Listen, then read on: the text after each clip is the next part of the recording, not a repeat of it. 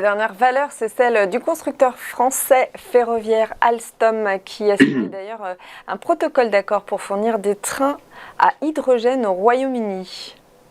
Oui, alors Alstom, hier, a été la plus forte hausse du CAC, hein, puisque le titre a bondi de quasiment 10%.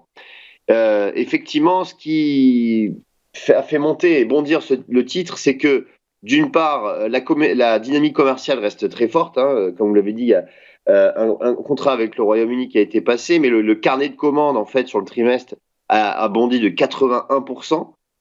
Donc ça, c'est une très très bonne nouvelle. Et de l'autre côté, on a aussi un titre qui brûle moins de trésorerie. Et c'est pour ça que le titre Alstom avait fortement chuté. D'ailleurs, il est en forte baisse depuis le début de l'année, puisqu'il perd 25% depuis le début de l'année, quand on a un CAC 40 de l'autre côté qui gagne 26%. Donc, on avait une contre-performance de la part d'Alstom.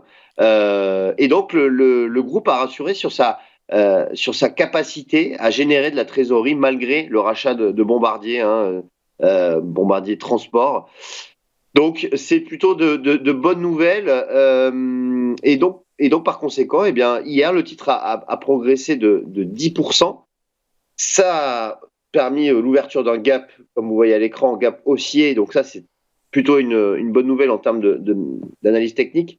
Et maintenant, les prochains niveaux à surveiller, ça va être 36,70 €. Ça, c'est vraiment un niveau qu'on pourrait atteindre dans un futur proche. Et en revanche, si on arrivait à dépasser ce niveau des 36,70, eh bien, on irait retrouver potentiellement les 40 €. C'est vraiment un niveau de résistance que Alstom pourrait atteindre dans les prochaines semaines.